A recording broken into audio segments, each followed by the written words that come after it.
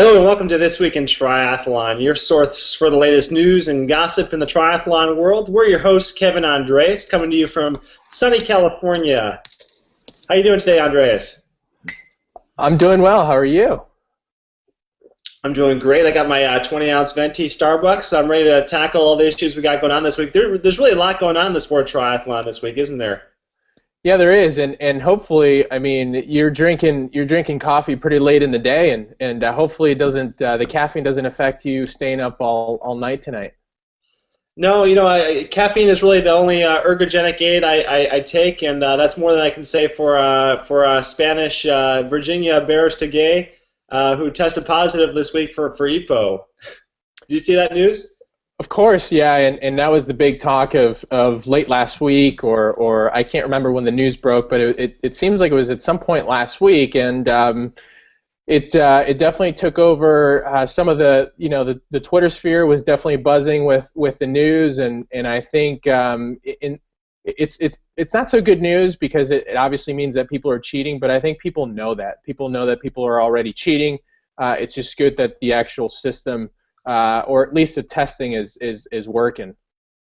Right. Yeah. When they do test, obviously there is the test for EPO came out in 2001, and as you know, as I know, as most professional triathletes know, but most athletes I don't think do know that they don't test at every single race. They don't test, and when they do test athletes, they don't test all the pro athletes. They might test the top three and maybe a few randoms.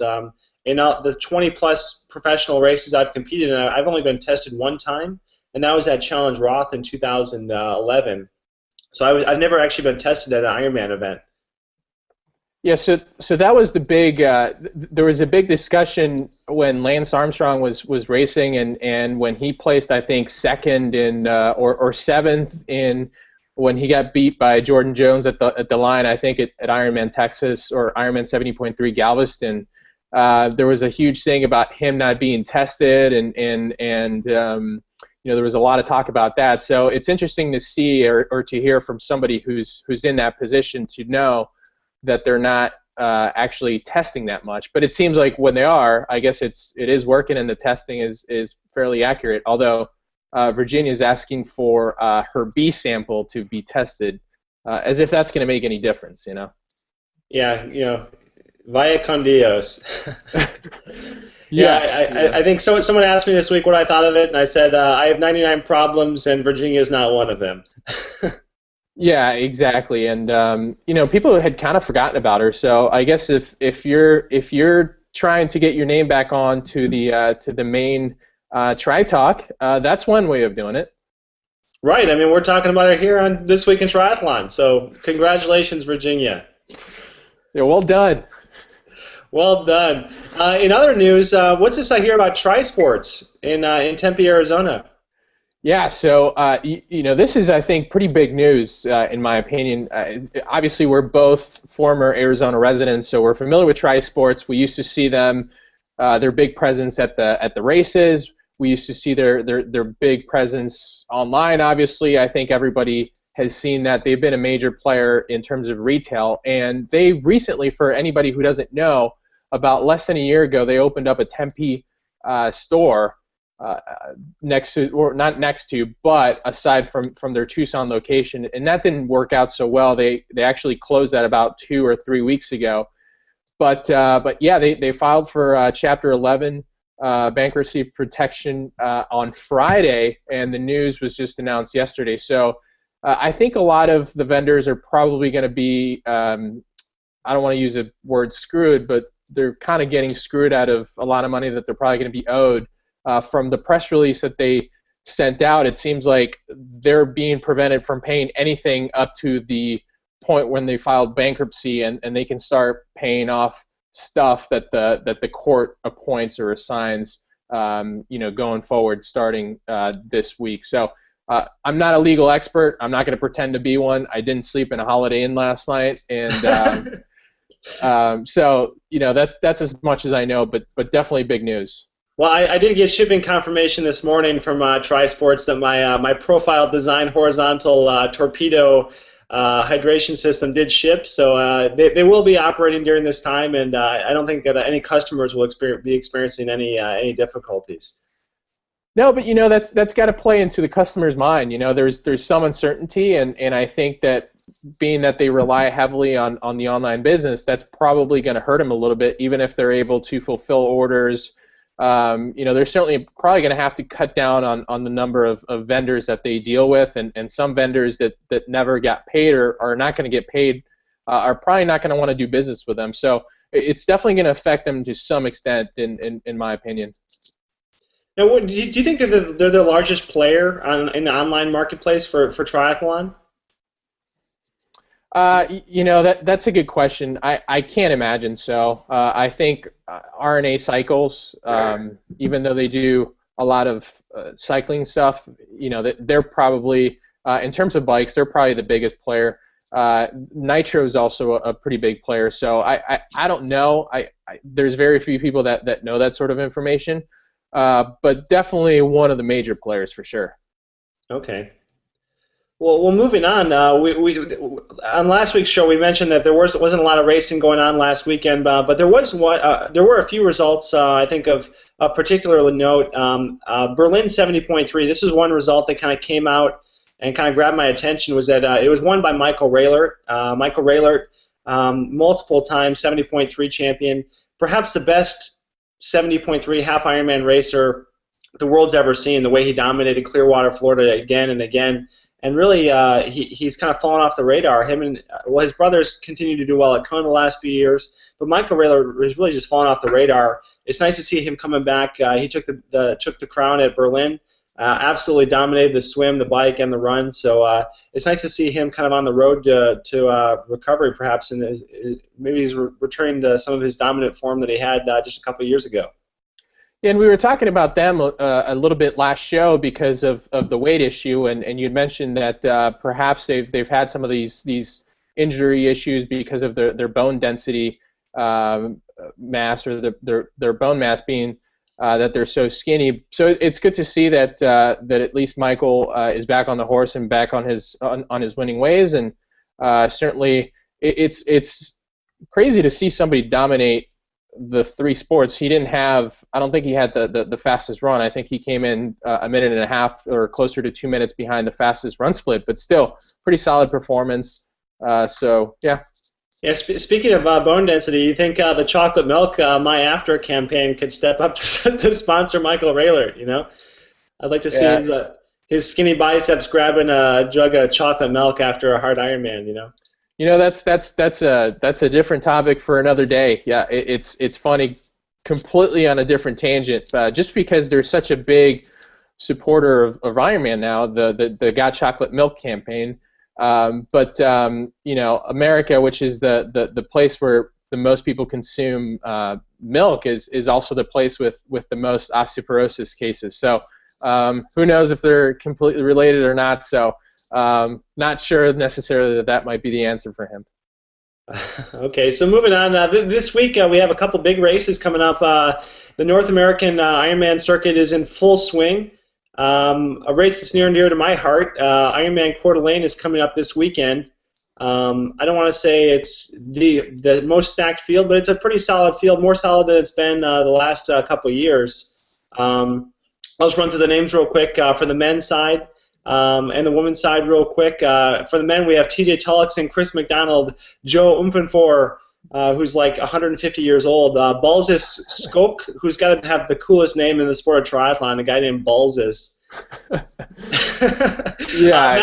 Matt Russell got third last year. Josef Major, Thomas Gerlach, Chris Legg, the guy that lost his part of his colon after almost collapsing there at the finish line in Kona a few years ago. Paul Matthews and Ben Hoffman.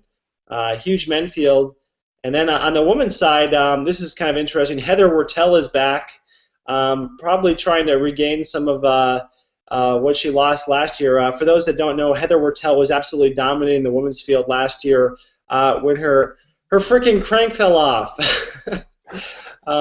Her cork power meter, literally, I'm not sure if it was a dry side or non-dry side, literally came unsplined and fell off and was attached to her shoe on the bike at about mile 80. I and wouldn't want to be her mechanic. I know, Trevor. Yeah. Yeah. Yeah. No, I think I gave Trevor a hard time. I think they did have a mechanic tighten that bolt there, or swore he tightened the bolt. Clearly, something went wrong. Heather got off the bike, had the presence of mind of actually, I don't know how, but she actually got on the bike of another pro that was having a bad race, gave Heather the bike, and Heather, if people don't know, she's a pretty tall chick. She's about my height. I'm about 6 feet tall. She's quite tall, very lean. But she got on this woman's bike, and this is like someone like Rachel Joyce's size, so like a little pocket rocket. So you got Heather Wertel riding this little this extra small women's frame. She rides it into T2 and starts the run, pulls away from Meredith Kessler, and I think had 20 miles into the marathon when the course officials decided to disqualify her for taking someone else's bike. So they let her run almost the entire run course, just totally trash her body, and then just before the finish line they say, hey, you got to stop, you took someone else's bike, you can't do that. Yeah, I mean, the timing of it certainly wasn't ideal, and it reminds me of a story or the instance where Jens Voigt, he crashed or something happened to his bike, and he actually borrowed a bike from a spectator that was watching, I think it was in the Tour de France. If you don't know who Jens Voigt is, just Google him. He's as big a legend as you can be in any sport. But interesting that, yeah, I mean, I guess the rules are the rules, and she had to scramble last minute to go validate her Kona slot in the European Championships, and you'd think she would have learned not to kind of leave everything to chance, because up to this point, by looking at the KPR, she still has to validate her spot in the Ironman Championship. So, you would have thought maybe she would have done it a little bit earlier, just in case anything like that happens again. No doubt. Well, she's moved on to the Cervelo P5, her and her husband Trevor, and hopefully those rotor cranks stay on for her this week. But speaking of her husband, we were talking about who has the RV this week. For those that don't know, Team Wertel, they travel along in a Breaking Bad style RV for most of the year when they're not based in California or in Canada. And I know Trevor's racing in Mount Tremblant, so I think Heather has the RV this week. Yeah, and just to let you know, I did start watching the show, and so I know exactly what you're talking about. Hopefully, without the equipment on the inside that they have in the show, which I'm sure that's the case. It's probably a lot more comfy of an RV, but who knows? Maybe they're both off the RV and they left it off to their coach Paulo Sousa, who might be looking after that thing this weekend.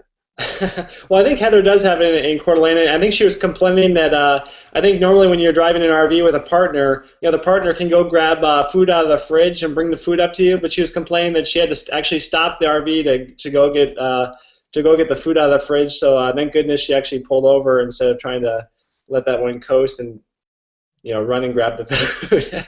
Yeah, no, that's pretty cool that she can actually drive. If I got behind a thing that big, I probably wouldn't know what the hell to do with it, and that's cool that she can handle that thing and get around with. I mean, I guess it's when you live in one and just get around the country, I guess you can't expect Trevor to do all of the driving.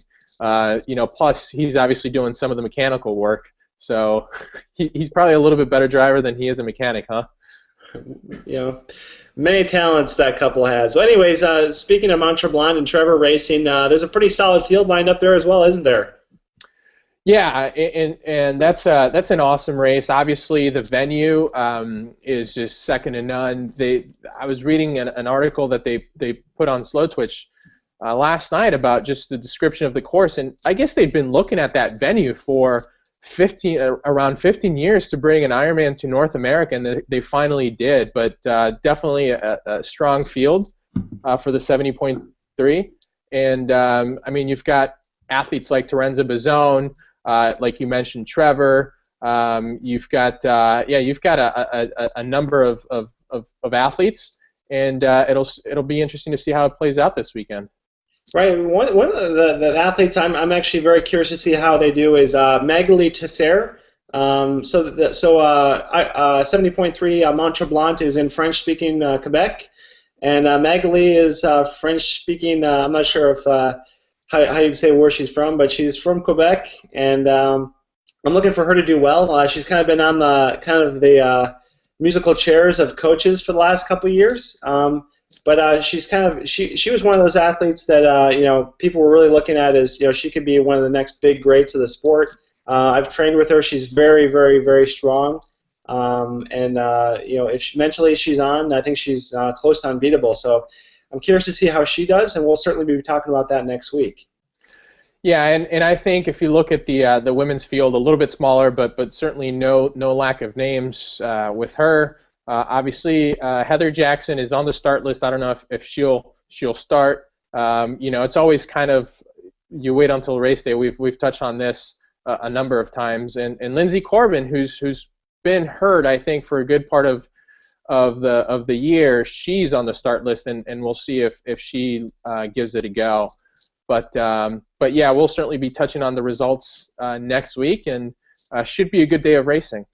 Yeah, I'm looking forward to the coverage, and again, Mont Tremblant is actually hosting a full Ironman race later in August, and next year will be home to the North American Champion, actually the World Championships, correct, for the 70.3 distance? Yeah, it'll be the first site outside of the U.S. for that championship, and I think people are really excited. At first I was a little critical about it, just because Canada, it might as well be the U.S. If you're talking about taking the 70.3 elsewhere, I kind of envision a place outside of North America. But like you said, it is French-speaking Quebec, and I guess that makes it a little bit more unique. And I guess if you're going to take this elsewhere, it probably makes sense to take it close to home at first and then just kind of expand from there. So I'm actually excited about that. And yes, the 140.6 later on in the year is going to be a pretty big race because it's the North American Championship. Very cool. Well, hey, you kind of dropped some pretty heavy gear on me the other day when you pulled out the Mad Fiber wheels. The new redesign on the Mad Fiber wheels. I know you're a big fan of these wheels. I know you have a couple sets, and you want to spend a couple minutes just going through these new wheels? I'm planning on actually putting together a little video, and I don't know if it'll be ready this week, but just to give you a little taste of it. And they're kind of out of my reach right now because hush hush. I did mount them on my bike to see how they ride. Obviously, I got to know firsthand if I'm going to be talking to people about these wheels how they ride. So it's the best excuse to use. But they've retooled their wheel. It's the 2.0 version, which it looks a lot like the first set. They've rearranged the spoke pattern in the rear wheel, and I'm going to put some pictures up on the screen so that you can see what I'm talking about.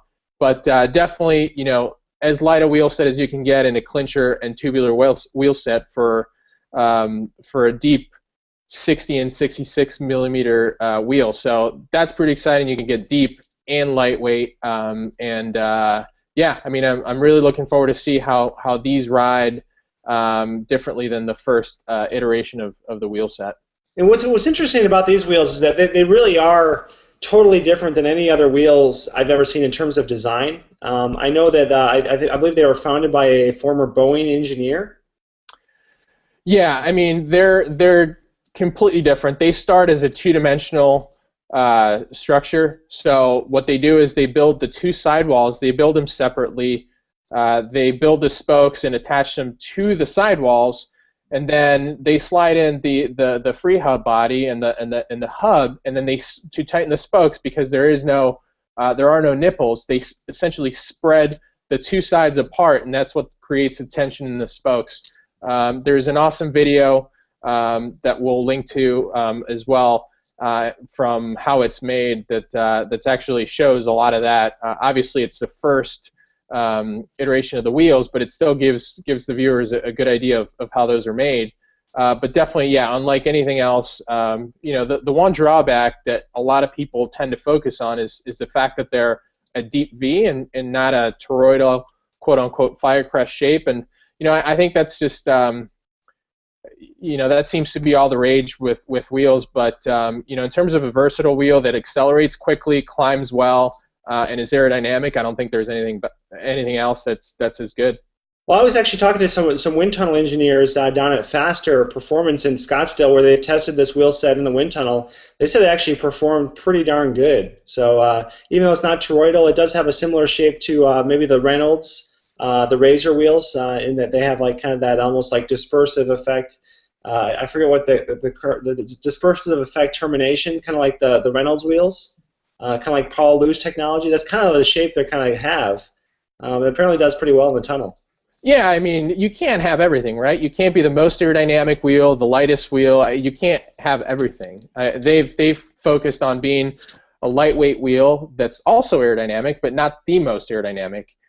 For crits, they're fantastic. I mean, they accelerate so quickly because of the amount or the lack of weight, and also the climbing ability is great. Now, when you tend to get into a super lightweight wheel, a lot of times you get weight limits. And the cool thing about the Mad Fiber wheels is that there is no weight limit on those. So, for a heavier guy like myself, which is typically pushing 190 pounds, a lot of times I can't get on those lighter wheels. So it's a huge positive for Mad Fiber to not have a weight limit.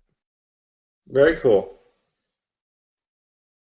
Okay, Yes. so onto the triathlon tip of the week. I was going to try to add a video, but I think I'm actually going to be able to demonstrate this one today. I was running with a friend of mine here in Folsom, California, the other day, and he's a very talented triathlete. Just recently finished third at the Auburn Triathlon, just behind me, and he's a very strong swimmer, a strong cyclist, and he's a decent runner. But one of the things I noticed that when we were running together, that his upper body was very stiff when he was running, and your arm carry when you're running serves as two purposes. One is to counteract the balance just of your body and help stabilize your body, but also your arms and your hands and your shoulders actually act as a lactate clearing mechanism when you're running hard.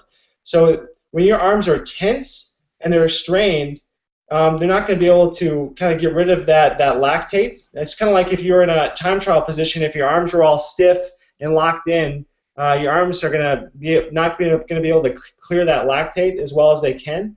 So just like when you're in the time trial position, you want to be very relaxed when you're running. And when you watch competitive marathon runners, their arms kind of come down by their side. You actually see some Chinese, if you ever watch some of the Chinese Olympic athletes, they actually run, when they're running, some of them will actually have like a straight arm carry. Sprinters, their hands come up to almost about eye level. But one of the things you really want to do when you're running is just have a relaxed upper body. If you ever watch Ironman athletes, especially age groupers, when they come off the bike, their arms are all tight. And what I recommend is, if you come off the bike, just let your arms hang down by your side and let them just relax.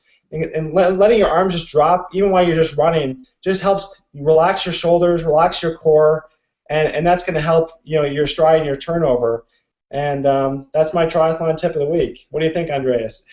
No, that's a very good tip, and it's actually timely. I headed down to a race in Morgan Hill last weekend, and one of the things that Susan pointed out, Susan being my wife, is that it's interesting to see all the different styles of running, and obviously some people look fast when they're not running so fast, and some people don't look like they're running as fast as they actually are, and I think a lot of that has to do with the form and posture and technique.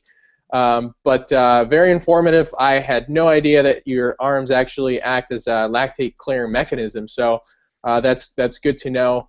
Now, how much, in terms of run form, how much does keeping yourself compact and just not having any sort of extra movement affect the amount of energy that you're able to keep throughout the run? It's huge. It's absolutely huge. And actually, yesterday, I was telling you about a workout I did yesterday on the treadmill. Part of my workout, I was kind of doing a bike trainer to treadmill, bike trainer to treadmill, bike trainer to treadmill. It was kind of like a triple brick in one workout. And during my first session on the treadmill, I was doing a 5K at 10 miles an hour, so 6-minute pace.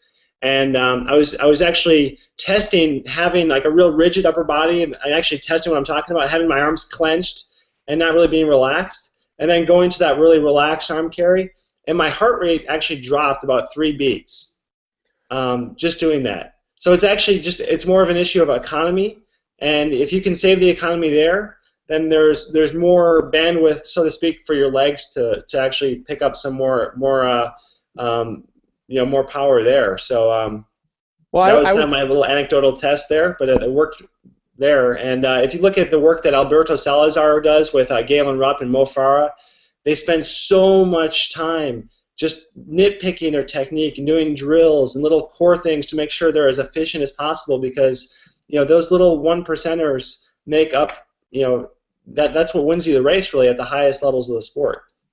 I would think you expend a lot of energy when you're keeping yourself rigid. So I can see how that relaxing yourself is allowing the energy to go elsewhere. So that makes a lot of sense. So I guess at the end of the day, you probably, to summarize it, you wanna relax, but also minimize the amount of body movement and keep yourself as steady as possible without tensing up. Right, and a lot of people don't realize they're tense. Like they run and they don't realize they're tense. But if you can just like literally unclench your hands and let your arms just swing naturally by your side, almost like straight armed, and just let your shoulders just totally relax. You can actually do this while you're racing. I do this all the time. And then kind of pull your arms back into a regular motion. You'll actually kind of feel that tension. Even if you don't feel tense, you'll feel how less tense you are after you do that. So highly recommend it. We spend a lot of time taping ourselves in video, capturing ourselves on the bike, on the trainer to analyze our position. Does it also make sense to get on a trainer and just kind of see yourself run, or get in front of a mirror just to see how you run? Do you think that helps? Absolutely. Anytime you can see your video of yourself, obviously there's the narcissistic side where everybody wants to, oil themselves up and look at themselves in the mirror. I know I do. No, it really just it makes that connection when you see yourself, and it's like, oh my God.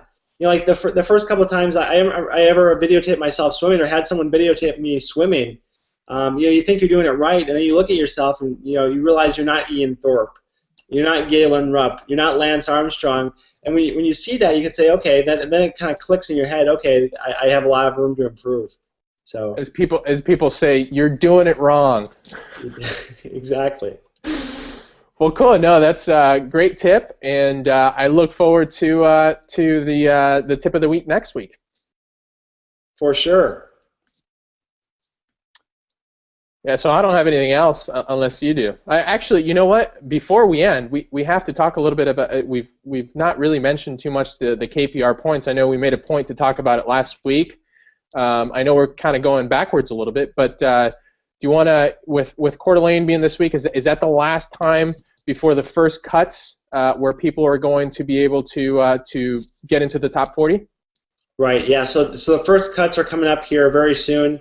These are some of the last races that are going to count for that first cut. And for those who don't know, for the professional athletes on the men's and the women's side, they're going to take a first wave of athletes. Those athletes are going to confirm whether or not they're going to race. And then in another month or two, they'll do a roll down and they'll grab the next, say, 10 or 15 athletes. And most athletes that are up there have been trying to qualify, have been trying to accumulate the points because they want to race, but some because of injuries or maybe some last-minute changes and conflicts. Maybe some people want to race Metaman in Singapore, for instance, where there's a $40,000 purse for the win. So maybe some people are changing the priorities after seeing Herbert's email or Herbert's article on Slow Twitch.